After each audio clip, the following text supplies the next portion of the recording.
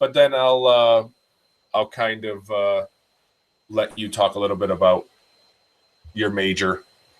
I'll just kind of ask you, what drew you to Cornell, and what are you studying there? Here, I should say, here. I keep saying that. Yeah. What are you studying at? What are you studying there at Cornell? As if I'm not literally in the middle of an academic building at Cornell. Yeah, you've got quite the backdrop. I know. This is we did this last year for Giving Day, and the room that we were able to get is far superior than what we did last year. Last year, done a good job. Yeah. Yeah. Well, or they just want to keep me busy. But yeah, we get to be in one room the whole day. Last year, we started actually in our offices in downtown Ithaca, and then we came up to campus, and then we went back down there. So at least we don't have to move around. That is true. This is kind of a long day for you, 24 hours. It's 9:30 for me, so it's pretty. Yeah. Yeah, it's 4:30. You're more put together than I would be at 4:30. Well, only because I have to be. It's the illusion of television, so to speak. All right, well, let's start. Here we go. Okay, welcome back to Giving Day Live. It is now just past 4:30 a.m. on the East Coast, and we are joined by Sarah Palmer of the class of 2017. Sarah is in Edinburgh.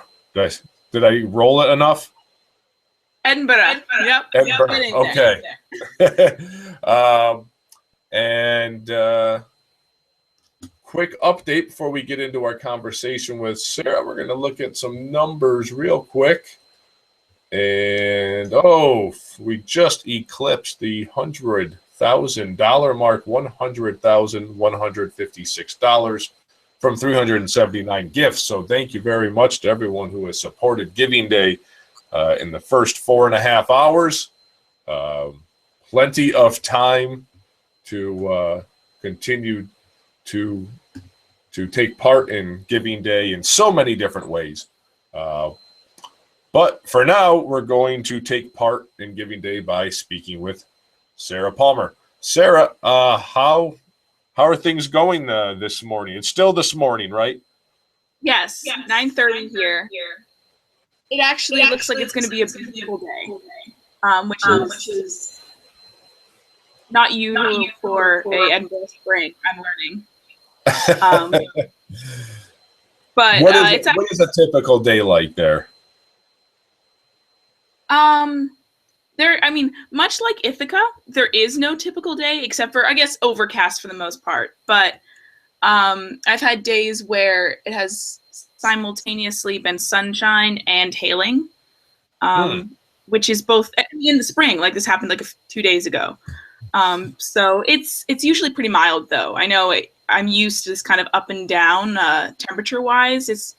It's mostly just around like 30s, 40s, and it's been that all through winter. Maybe a little bit warmer now, but pretty much the same. We very mild, very standard and steady. You guys were plowing through snow. I was walking through just about the same as it is today. So, yeah, not too much snow this winter. You missed out on a pretty snow-free winter as far as Ithaca and Cornell go. So I don't know if that makes you happy or frustrated. Frustrated. I'm from Maine, so I love the snow. So, well, welcome. Also, I feel like that means, yeah. No, go ahead. Next year's going to be worse because I'm coming back. I feel like that's true. Yeah, you'll come back and you'll be buried. Well, we wouldn't want you to graduate without having a proper farewell. Sure. So talk to us a little bit, Sarah, about what about your Cornell career so far, how you found your way to Cornell, what drew you to Cornell, and what you're currently studying. So I guess my kind of road to Cornell, I'd have to 100% give to my mother, because I was in upstate New York looking at schools, and I wanted a small school. I really wanted just a small liberal arts school. Was what I was looking for. So I was looking at Hamilton. I looked at Colgate. Heaven help me. And so I was just driving around, and my mom's like, Sarah, you have to check out Cornell. It's right there. We're right by it. Like, we have to at least drive through the campus. Why not? We're here. And I was like, Mom, I'm tired. I don't want a big school. Like, I'm not going to go there. It's ridiculous. Don't be ridiculous. Let's just go home. And she's like, no, Mom. She's like, yeah, you have to go. You have to go. We're here. Why would you miss it? And of course, moms have a way of pushing us. Yep.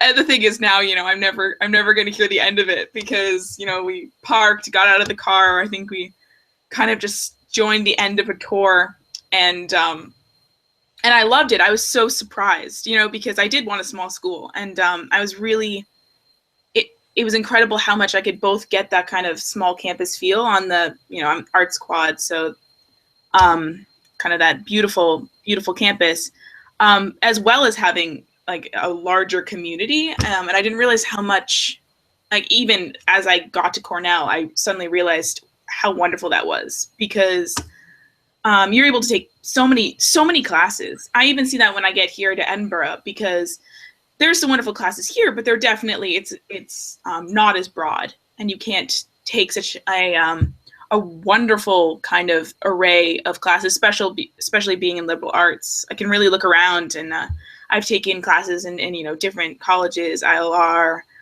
CALS, and all that, and it's wonderful. I love it, and it's kind of nice being in a community, and I didn't realize that's what I wanted until I actually parked the car, got out, and fell in love, and got in. So that was the major hurdle.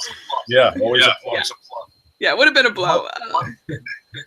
What are you studying? What's your major? I'm a English and history double major, because I couldn't choose, and that's another thing I made fun of for not wanting to choose between the two, so I just did both. But for me, I find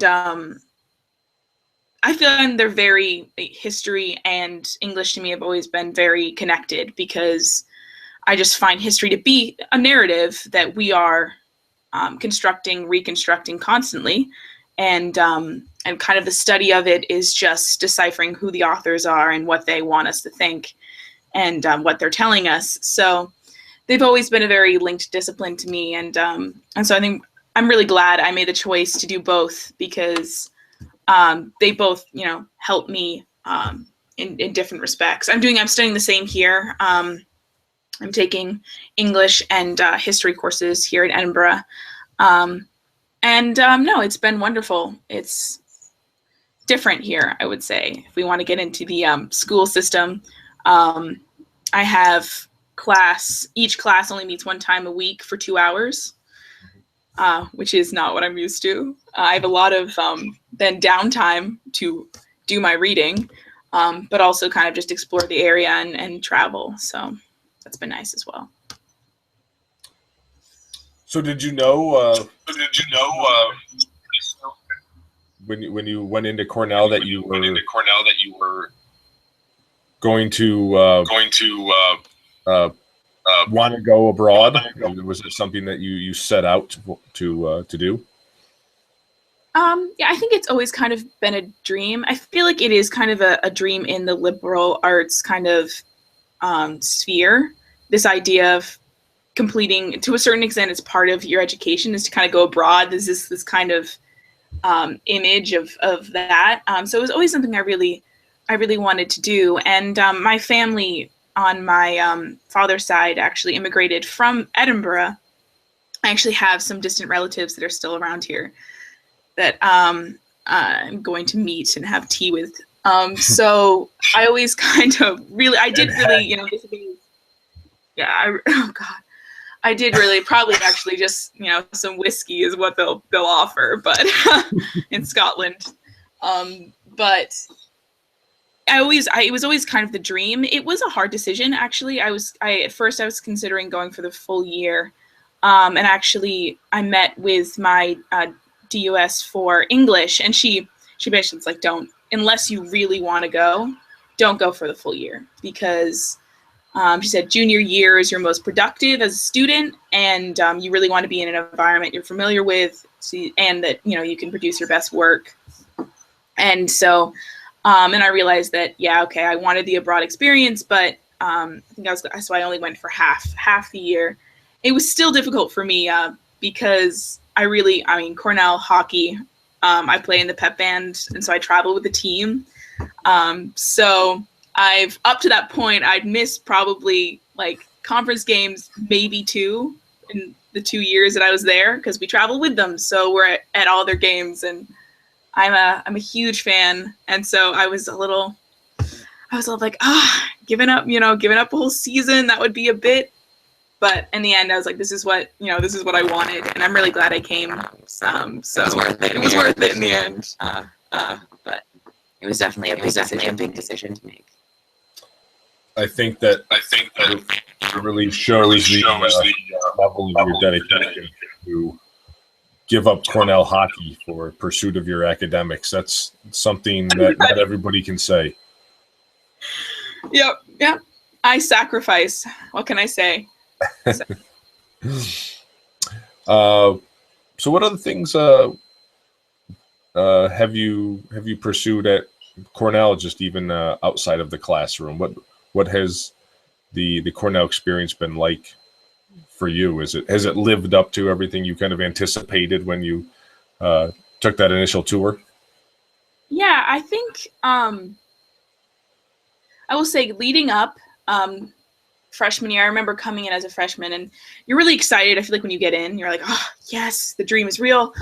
You commit, but then as you're kind of getting closer, you go through trying to sign up for classes by yourself and probably mess that up. And I started getting really scared. I got to college, and I was, it was okay. We're okay. But you start meeting about 5,000 people, and you're thinking, I'm never going to see any of these people again. You know what I mean? They're going to disappear into, this huge campus. And like, you start getting really down. You're thinking, how am I going to make friends? Like, I'm meeting all these people, but I can't remember any of their names. And I actually, for me, I play the saxophone. And so I joined the band at the very beginning. And I think even as kind of the years went on, and I kind of, spread out and did some other things right there at the beginning, that was so important to me, because they have a very, very strong community, very strong alumni too, that are really proud of their years on the Hill, because I think the band really creates a very strong connection between the student and the university, because we learn all the songs, we learn all the traditions, we learn what everything means. I'm out and I hear a tour guide going by, and the clock tower's playing evening song, and somebody says, why are they playing like Christmas, like Christmas tree, like what's going on, O Tannenbaum, and I'm thinking, oh no, it's not that, it's evening song, the words are completely different. Exactly. And so this idea is that I immediately felt connected with the university, and I found some really, really close friends, and it gave me kind of the support system I needed right there at the beginning. And then later, I do a lot of writing for The Sun and for other, the Big Red Sports Network as well. So that has been great. And recently, the F Word, which is a new feminist group on campus, I'm helping build an app for them. So we're a project team doing that, and that's kind of consumed my life now to a certain extent. But I think it was really important for me to create a strong base at the beginning, which was kind of I didn't try to do too much. At the beginning, I remember just building that community, finding these kind of really close friends. So now, as I've been kind of reaching out and doing other things and kind of straying away from that safe community to a certain extent, I've been able to not really worry about it, because I know I have this friend and these friends in this place I can go back to. So I guess I should give a major shout out to the band for giving me that, because it really means a lot. Well, the band has given to you, and certainly there's an opportunity for all the band alumni out there to give back to the band here today. they teach us those segues in the business. What can I say? Yeah. But it sounds like you have a similar experience to a number of other guests that we've talked with today about, being drawn to Cornell for the rich academic experiences and opportunities. But a few people have, when they look back on their time, they talked about, being in the Glee Club. Or we just talked with someone that was on the track and field team and what a big part of their experience that was. So it just seems like a really, unique place where you can have these academic experiences, but a lot of the personal experiences you have are with these other really passionate groups and clubs.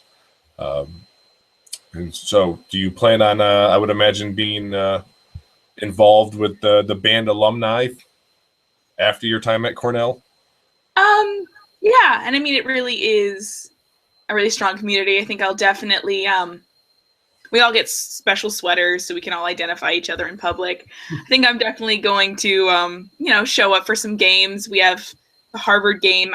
Since I live close to Boston, I'll definitely be going to Lina East, as we call it, to represent. And yeah, it really is a strong community, and I think it's really important. I'll definitely kind of help out and help guide future band alum, getting kind of ahead of myself in the future when I've established myself in a field. But yeah, no, because I think that's one of actually the best parts of, I would say, even just broadening it to Cornell, because being here in Edinburgh, it's lovely. It's a beautiful old city, in the way that like America doesn't even can't even comprehend. And it has so much history, especially in the literature. Like, think about Harry Potter, but even, Waverly, Sir Walter Scott is my favorite. So that was big for me. And, Dr. Jekyll and Mr. Hyde and all these books that were written here and about here. But their university isn't kind of the community that Cornell has. It's more of a structure that you're supposed to use for academics. It's not meant to build a community. They have some societies, but it's not as rich as what we have. And I think it's really important that people take advantage of that as students at Cornell, because I think it is wonderful, and it's a big part of the experience. It's how you do meet people that are like you and share some opinions to a certain extent, and you can really form lasting friendships. And also, it's fun. Like, you go obviously to learn, and learning has its own kind of positives as well, but you do need something that's going to help you get over the stressful times. And you gotta get down on yourself, but having those places that you go just to have fun and establishing that at the beginning. I know several people who were kind of like, oh, well, I wanted to get into my academics and then I would get into other things later. Like, I think sometimes you just have to take the plunge, because if you love something, you'll make time for it. Even if you think you don't have the time, you'll make time if you really care for it. And if not, then that's fine. But sometimes it's nice to establish a safe space at the beginning. And that's, I think, probably what the other people were saying too, is that if it's track, if it's band, if it's Glee Club, whatever, it's really nice. And those are kind of the moments you remember the most, more than, I don't know, like intro to economics. Which is exciting in its own right. Oh, of course. I don't want to shortchange it in any way. No, literally. Economics. So if you, sounds like you've had quite a range of experiences. So if you need to plug something to encourage people to support on Giving Day, I'd even give you a couple if you think you need two areas. But what would it be? Plug. Do I just broad areas, or obviously I've already mentioned something you think you'd like to see if you had to pick something that you'd like to see Cornellians support on Giving Day, an area of the university. The before mentioned band would be an option, or yes, that's definitely top of the list. I'm always top saying, of the list. Yeah, well, yeah, somebody's got to say it. But also, I guess I'm in the arts. So, well, we just got that new building, so I guess I can't really ask for more than that. I haven't seen it yet. No, you can actually. You can ask Okay, then do that. If we can pay that off, and then yeah, that would probably be for the best, because I don't want our college to be the source of more debt. So maybe. Well, I think the generous gift from the Klarman family made sure that there is no debt on that building, so you don't have to worry about that anymore. Thank you. Check that off your list. Now I can sit in Temple of Zeus and sip my coffee without any guilty conscience. So, that's right. Absolutely.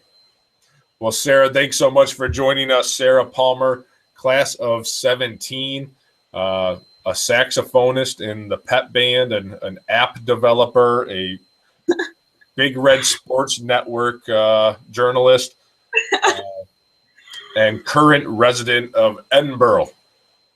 Yes. So thank you very much for having me.